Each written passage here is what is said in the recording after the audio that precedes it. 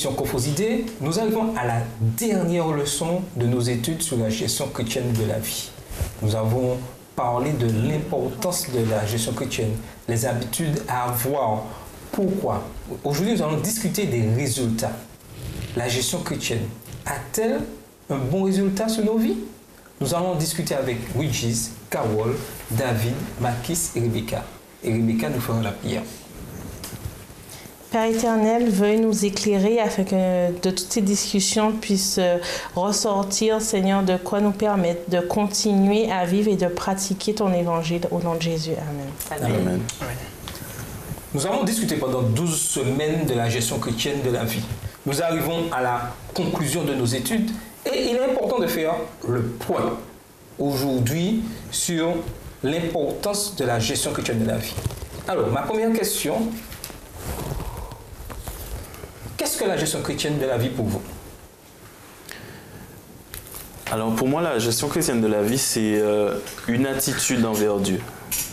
C'est une attitude de reconnaissance du fait qu'il nous donne la vie à chaque instant, chaque respiration que j'ai, si je les compte peut-être une vingtaine de respirations par minute, c'est une bénédiction de Dieu à chaque instant. Et donc à partir de là, quelle est ma responsabilité par rapport à ça?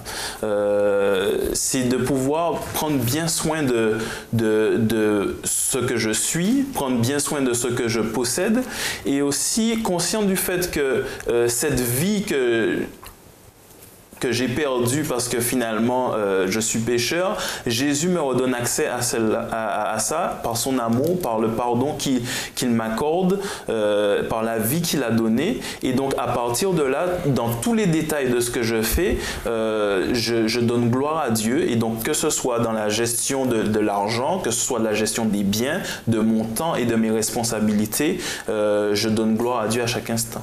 La définition est parfaite. Et c'est vrai qu'au début, lorsqu'on a commencé ces études, lorsqu'on parlait gestion chrétienne de la vie, économa, la première chose que certains voyaient, c'est argent.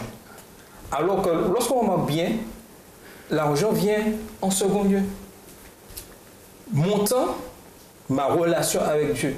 Et aujourd'hui, il est important que nous puissions comprendre que nous puissions retourner à nos bases, à la base. Quelle est ma relation avec Dieu? Ma relation avec Dieu va déterminer ma relation avec mon prochain. Si je n'ai pas compris que Dieu doit agir dans ma vie, qu'il doit prendre la première place, comment pourrais-je aimer mon prochain? Comment pourrais-je lui donner de la valeur? Et aussi, comment moi, je vais me voir, quelle valeur j'aurai aux yeux de Dieu? Oui, Carole, puis après Regis. La gestion chrétienne de la vie, je crois que comme tu disais, la relation avec Dieu est importante aussi par rapport à moi. Quelle valeur je vais me donner en tant que gestionnaire par rapport à ce que Dieu m'a confié? Est-ce que je suis toujours en train de me plaindre, toujours en train de me dévaloriser, toujours en train de prendre les choses à la légère, toujours en train de me poser les mauvaises questions qui ne me poussent en rien à être un gestionnaire comme Dieu voudrait que je le sois? Et la gestion justement chrétienne de la vie, je crois que c'est très important ce thème que nous avons vu pour nous rappeler que la gestion chrétienne de la vie, c'est pas simplement une histoire financière. Ça englobe tout. Le physique, le mental, le spirituel, c'est un tout. Nous faire comprendre que nous représentons ce que Dieu attend de nous, c'est-à-dire être des personnes équilibrées. Nous devons gérer notre vie dans la société, nous devons gérer notre spiritualité, nous devons gérer notre moralité. Et ça, c'est très important parce que en dehors de nos finances, Dieu attend autre chose de nous. Et si nous laissons Dieu agir dans notre vie de manière complète, nous n'aurons aucun souci à être des gestionnaires comme il faut. Des gestionnaires à qui, justement, il fera des éloges lorsqu'il nous demandera des comptes par rapport à ce qu'il nous a confié. Et pour moi, je disais que si, pour gérer mieux et bien les choses de Dieu, nous-mêmes, il faut connaître Dieu. Donc si on ne connaît pas Dieu, si on n'a pas une bonne connaissance de celui qui nous a créés nous-mêmes, on ne peut pas gérer ce qu'il nous donne, ce qu'il nous permet d'avoir à gérer. Donc, en tant qu'étudiant de la parole de Dieu, en tant que créature, nous devons savoir qu'il y a un Dieu qui nous a créés. Il a placé des choses en nous qu'on doit gérer. Il nous a donné peut-être une maison, une voiture. Il faut bien en prendre soin parce qu'en prenant soin bien comme il faut, c'est un témoignage à ceux qui ne connaissent pas Dieu. Donc on doit être on doit toujours dépendre de Dieu pour mieux gérer notre vie et savoir qui nous sommes vraiment. Moi, je dirais tout simplement, la gestion chrétienne, c'est de prospérer tout en menant une vie selon la volonté de Dieu. Une vie saine. Amen. Alors, moi, j'ai une question concernant la gestion chrétienne. Est-ce que nous n'avons pas un risque de nous enorgueillir, finalement, parce qu'on a l'impression de tellement bien gérer notre vie chrétienne, et parce qu'on parle souvent de l'influence qu'on aura sur les autres, etc. Comme si, au fait, tout ce que je devais faire, c'était toujours par rapport au regard que l'autre aura sur moi. Alors, je me demande si finalement je me dis... oui, il faut que je me tienne bien parce qu'il y a l'autre qui me regarde. Peut-être, je ne sais pas si on tournait la question à « il faut que je me tienne bien parce que c'est Dieu qui me regarde ». Et au final, parce que je suis en contact avec Dieu, ça va influencer sur les autres. Au fait, c'est de ce que la Bible nous dit. Dans l'autre leçon, nous parlions de tous ces patriarches, eux qui n'avaient pas d'écrits, mais qui vivaient. Aujourd'hui, on lit leurs écrits. Mais moi, mon mari me dit souvent que si aujourd'hui la Bible pouvait s'écrire, elle s'écrirait avec nos histoires. On est tellement plongé dans le passé à regarder les histoires des autres que nous n'écrivons pas notre histoire, notre expérience avec Dieu. Au fait, le fait de vivre constamment avec Dieu, ça devient tellement comme naturel, tout ce qui va découler de cette relation, que nous n'allons pas vous poser des questions, est-ce que l'autre m'a regardé au fait? Mais c'est l'autre qui un jour va t'arrêter pour te dire, je t'ai observé, et toi, tu as changé ma vie. Nous devons vraiment vivre l'évangile. Dans la leçon, il y a une question qui dit, quelle influence que l'Église a aujourd'hui? Moi, notre pasteur est venu il y a quelques années et il a posé la question, si l'église adventiste disparaissait, on dirait quoi de vous? Et là, moi, ça m'a fait réfléchir. Je me suis dit, si l'église adventiste fermait, eh bien, sincèrement, ça ne changerait rien du tout. Les gens ne se rendraient pas compte de notre disparition. Hélas.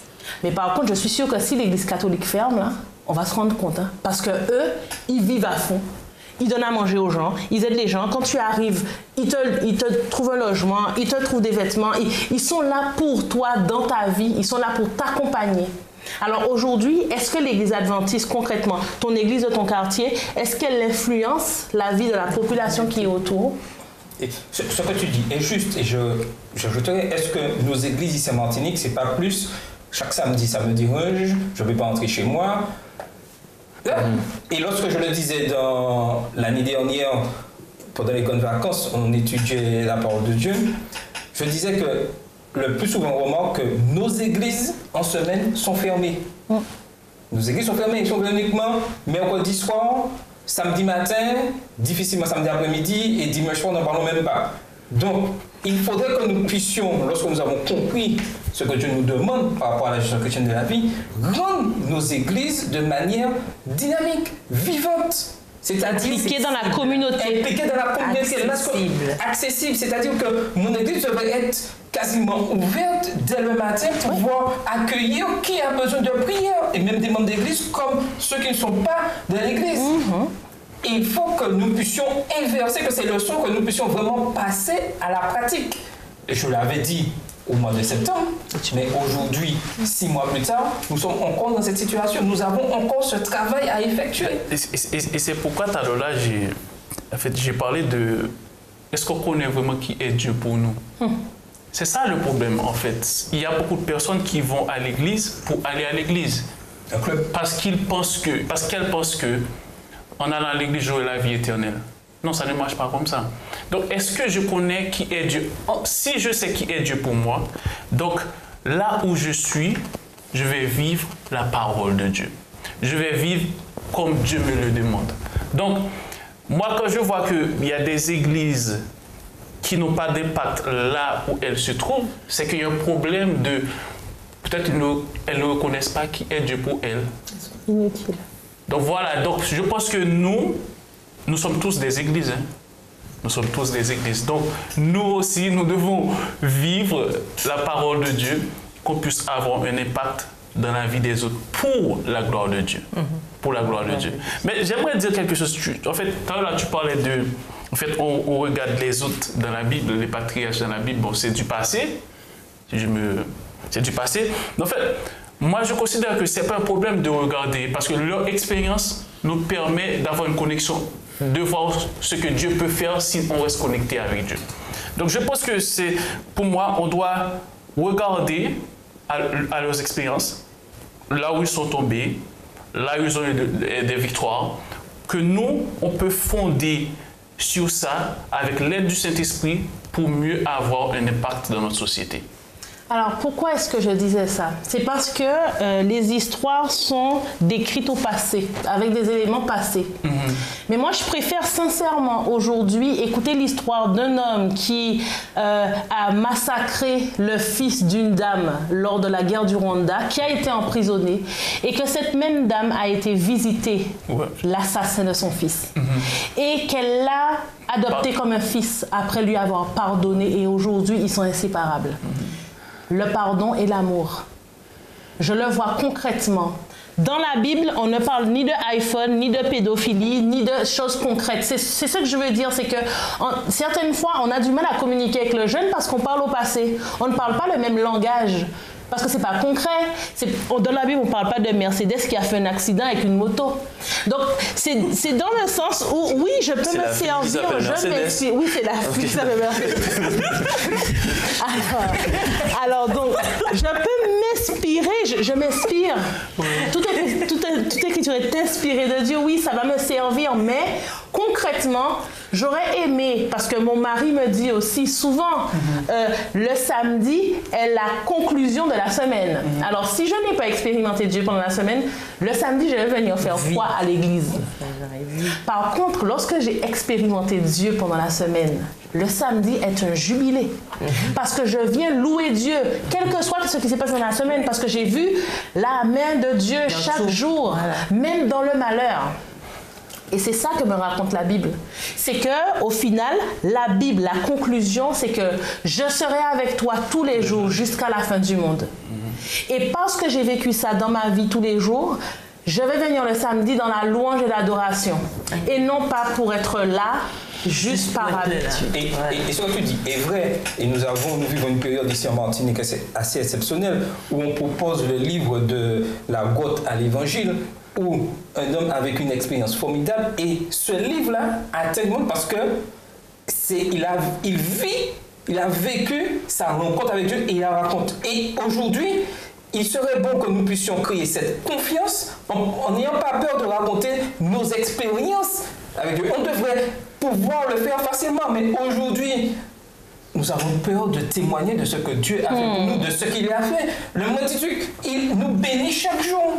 Et ce petit livre-là, de la Grotte à l'Évangile, ce livre devrait être multiplié par le nombre de personnes ici en Martinique qui ont rencontré Christ pour pouvoir écrire la même chose. Et leur bouquin, je suis sûr, serait beaucoup plus énorme que ce livre-là.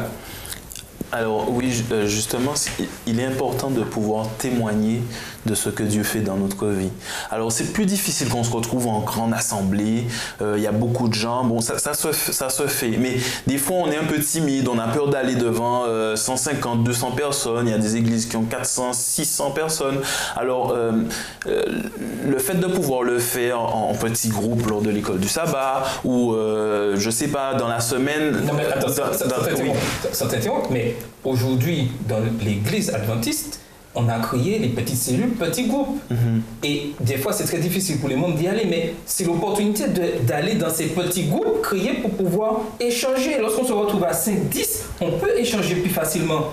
Voilà, et donc ça aide à pouvoir chacun donner son témoignage. Parce que de toutes les façons, dans la semaine, on vit tous la même chose, on a des problèmes, les choses de la vie nous arrivent tout un chacun.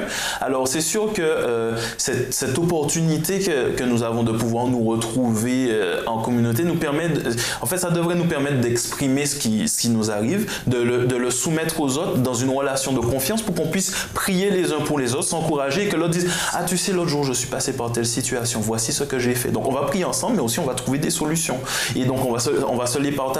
Et donc en fait c'est cette vie ensemble qui fait que finalement on se retrouve à pouvoir avoir des conseils les uns des autres pour pouvoir être des bons gestionnaires de la vie chrétienne que Dieu nous donne et donc pouvoir à chaque instant partager, s'encourager et adorer Dieu ensemble, remercier Dieu pour ce que nous avons. Alors je vous donne une petite expérience.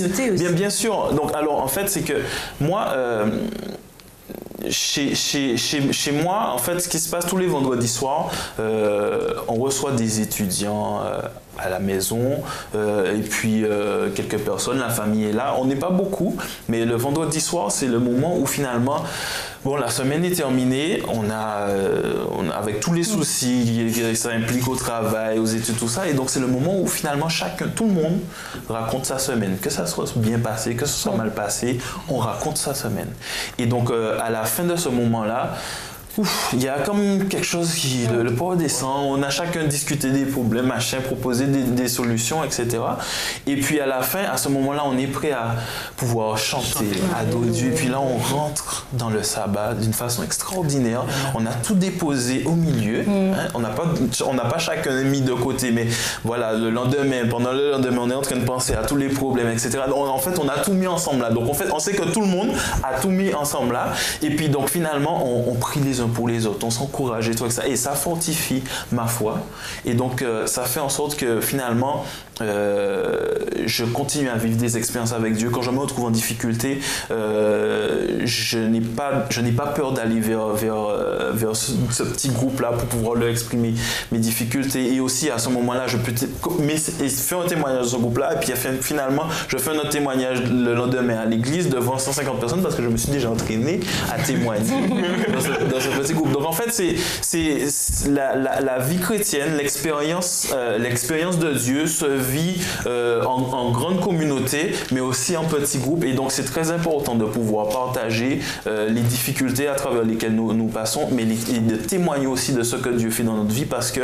ça encourage la foi des autres. Et moi personnellement, le témoignage des autres fortifie ma foi et me pousse à continuer à œuvrer avec Dieu. Exactement. Moi, je pense que dans notre communauté, on a un problème de confiance. C'est pourquoi on ne partage pas nos expériences aux autres. Parce qu'on pense que je peux raconter mon expérience, mais en public, le mercredi soir, quand il y a église, quand tu demandes témoignage, c'est comme si que Dieu n'a pas donné de souffle de vie aux membres. Parce que avec le souffle de vie seulement Dieu m'a donné, je peux témoigner seulement. Donc les gens ont peur de témoigner parce qu'ils ne veulent pas que les membres d'église sachent leur situation.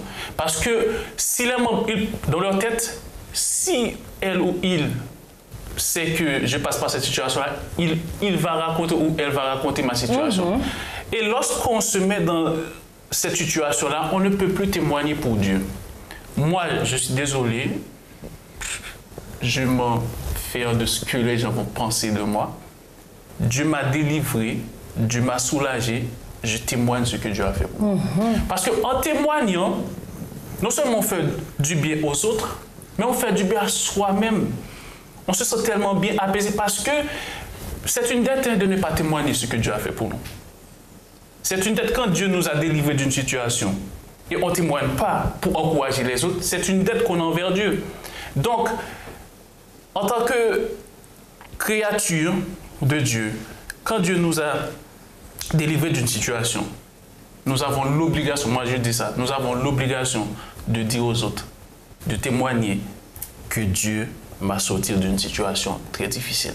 En plus, Dieu ne nous a pas donné un esprit de timidité. Donc, quand les gens vont me dire qu'ils sont timides, excusez-moi, Dieu ne nous a pas donné un esprit de timidité. Donc, il faut... En fait c'est Satan qui met dans notre tête, mais non, tu es timide. Non, mais en fait, lorsqu'on vit Dieu totalement, on vit Dieu. On se lâche pour témoigner les bienfaits de Dieu. En fait, c'est qu'une bonne gestion de notre vie, c'est de fixer nos regards sur le gestionnaire par excellence, c'est Jésus. Mais je pense que c'est lui seul qui peut accomplir en nous ce désir, ce dont nous avons besoin, d'être un bon gestionnaire. Voilà. Alors, moi, j'aimerais revenir sur le témoignage. Moi, j'inviterais chaque personne dans son foyer à commencer par juste se rassembler avec les enfants pour passer du temps ensemble et parler dans la semaine. Ensuite, on verra. On verra tous qu'il y a des petites choses qui vont se greffer parce que même l'enfant va dire, mais tu sais, à son ami qui va lui raconter un problème, mais à la maison, on va prier pour toi. Et ça, c'est déjà un témoignage extraordinaire. Au fait, moi, je ne suis pas forcément pour que les gens puissent témoigner en public de leur vie, c'est parce que c'est vrai que les gens aiment regarder la vie des autres. C'est vrai, il faut le dire. Des voyeurs. Mais le fait de pouvoir peut-être créer un espace où je peux anonymement raconter mon expérience sans qu'on puisse savoir que c'est moi, finalement, que j'ai été guérie du sida, j'ai pas envie que les gens sachent que j'ai eu le sida. Mais je peux, d'une manière anonyme, l'écrire, je ne suis pas dans un livre, et que les gens ne pourront pas savoir que c'est moi. Parce que le mal. Mais comment témoigner? Et j'ai remarqué que le témoignage, au fait, ça vient au-delà de nous-mêmes. Parce que dans ton travail, admettons que personne de ton église sait que tu as un problème, et que tu l'as gardé pour toi, mais que, je ne sais pas, tu as appelé ta sœur, on a prié ensemble, etc. Et que dans ton travail, les gens ont vu une transformation, que tu étais malade et que les gens ont vu que tu as été guéri, ils savent que tu es chrétien, les gens, même ça va être un témoignage pour eux. Donc finalement, comme nous sommes ouverts aux autres, parce que nous ne devons pas nous masturber, et quand je parle de masturbation, c'est-à-dire qu'on garde tout pour nous et on est en train de témoigner entre nous, mais au fait, il faut s'extérioriser et voir l'influence que moi je vais pouvoir avoir sur tous les gens qui sont autour et pas seulement à l'église en fait, et surtout pas à l'église parce que c'est pas grave, ils en ont pas besoin.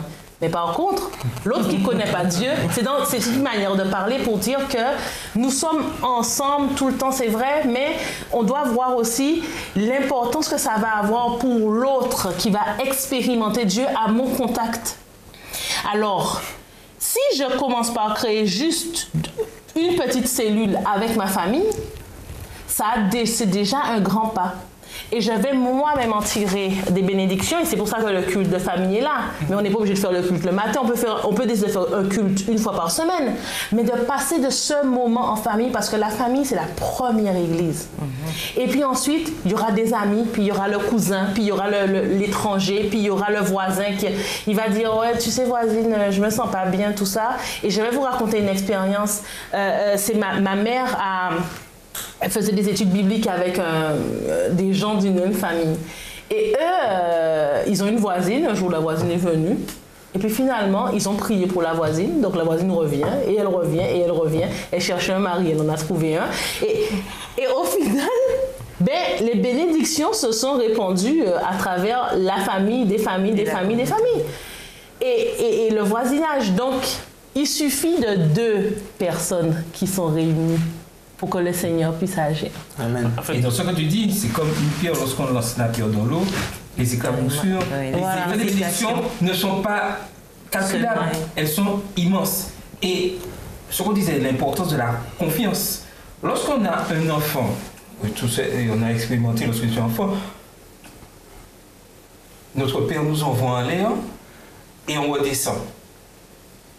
On a une assurance qui va nous récupérer. Oui ou non? Sinon, on n'aurait jamais accepté. Papa, on n'aurait jamais accepté. On n'aurait jamais accepté. Et c'est pareil dans la vie. Il y a des hauts, des bas. Nous sommes bousculés, lancés. Mais nous savons que nous avons un sauveur qui nous aime et qui va toujours nous récupérer. Et nous acceptons d'être ballottés, puisque c'est le lot. Mais nous sommes forts, je dirais, dans ce ballottage-là, parce que nous savons que nous sommes entre les mains de Dieu. Et oui, je voulais ajouter à tout ça, et par rapport à ce que Rebecca disait, que la gestion chrétienne de la vie efficace aussi, c'est une gestion chrétienne qui parle. C'est pas une gestion chrétienne qui est muette, c'est une gestion chrétienne qui parle non seulement à moi, non seulement aux frères et sœurs qui m'entourent, mais aussi à ceux qui sont à l'extérieur. Puisque la gestion chrétienne de la vie doit toujours servir pour l'œuvre de Dieu. Et c'est quoi l'œuvre de Dieu? C'est l'œuvre de l'évangélisation. C'est le message qu'on nous a donné à transmettre. Donc, quand les gens me regardent, il faut que les gens se posent des questions. Pas de mauvaises questions, hein.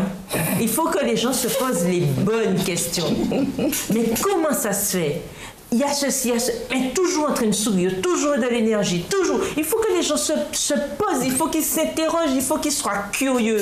Il faut pas que je passe, il faut pas que je sois transparente dans une société. N'oublie pas ton idée.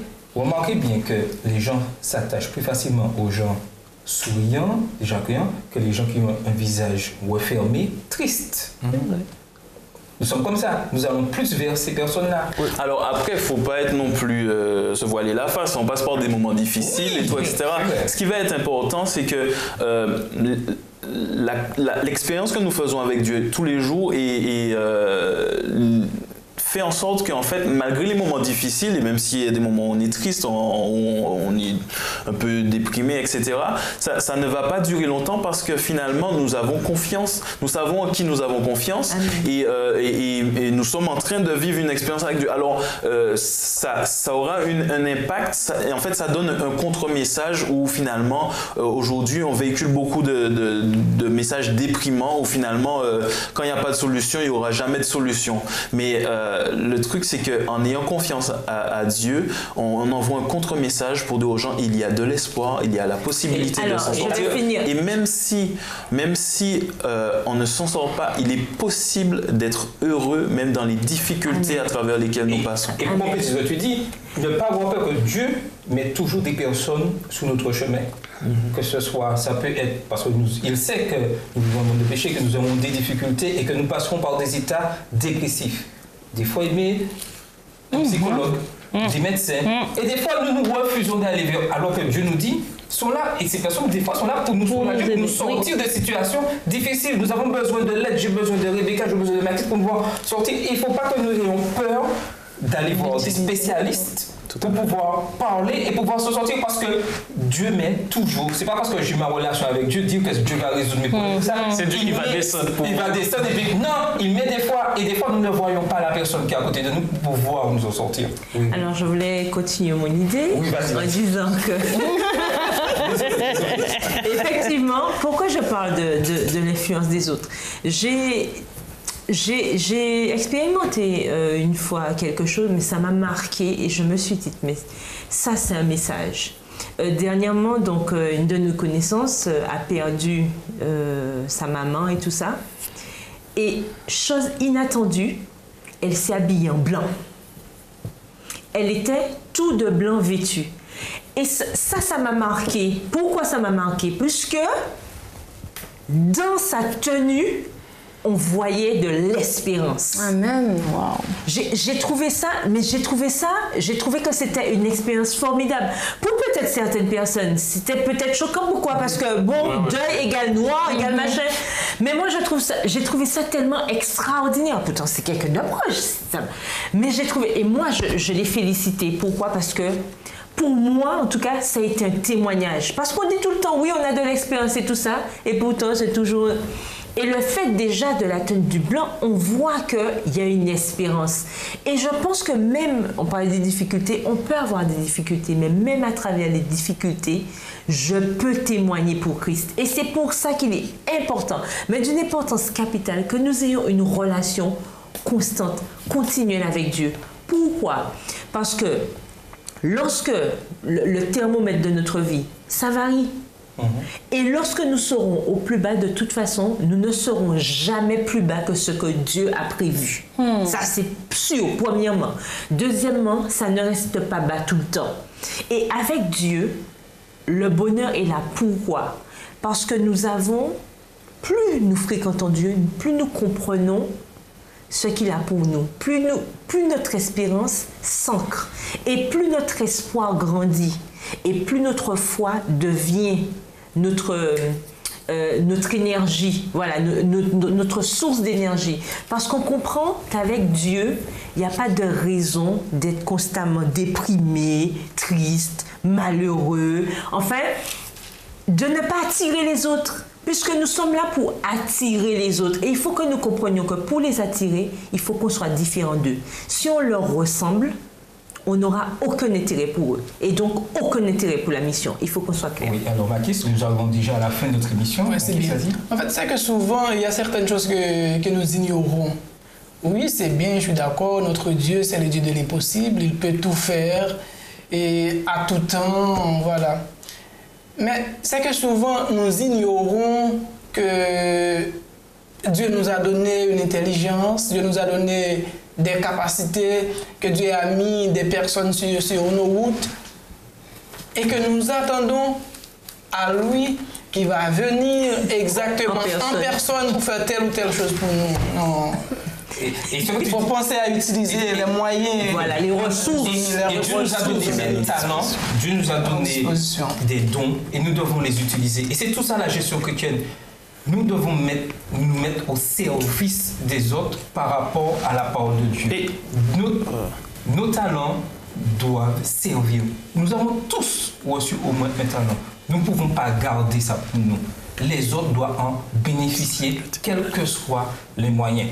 Et rapidement, je voudrais rappeler, puisque nous arrivons à notre dernière étude et le temps est déjà terminé, mais nous voulons prendre 2-3 minutes pour pouvoir vraiment conclure ce sujet sur la gestion chrétienne de la vie. En fait, je voulais dire quelque chose par rapport aux résultats de l'économie. En fait, si on pratique vraiment ce que passe, parce que ça fait quelques semaines qu'on lit, qu'on dit qu'il faut pratiquer, qu'il faut... Mais si on pratique vraiment la parole de Dieu avec l'aide du Saint-Esprit, on fait ce que Dieu nous demande. Donc les résultats, on a un résultat qui est la vie éternelle. Donc il faut qu'on commence dès à présent, dès aujourd'hui, chers amis auditeurs, à mettre en pratique, et moi-même, à mettre en pratique la parole de Dieu pour avoir le résultat qui est la vie éternelle. Oui, David, pour conclure. La façon dont nous vivons est un acte d'adoration envers Dieu. La façon dont... et donc on a abordé énormément de sujets ce trimestre. Ce qu'on ne doit pas oublier, c'est que la gestion de la vie chrétienne se résume à l'adoration que nous portons à Dieu en reconnaissance à ce qu'il nous donne, pour tout ce qu'il nous donne et la façon dont nous lui remettons, soit par notre temps, notre argent, les capacités que nous avons à mettre au service de l'autre. C'est un acte d'adoration que nous avons en permanence et qui justement témoigne non seulement autour de nous, mais à l'univers entier de l'amour de Dieu. Et cela perdurera maintenant et pour toujours. Et je vous laisse avec cette réflexion. Tout comme la lune reflète la lumière du soleil, les chrétiens que nous sommes doivent refléter l'amour de Dieu par leurs pensées, leurs paroles et leurs actes. Élément indispensable. L'heure est venue de nous fixer des objectifs et d'exécuter notre plan pour sauver le plus de gens possible. Notre devise à la fin de ce trimestre doit être « Mon Dieu, aide-moi à en sauver un de plus ». C'était votre émission Coffre aux idées.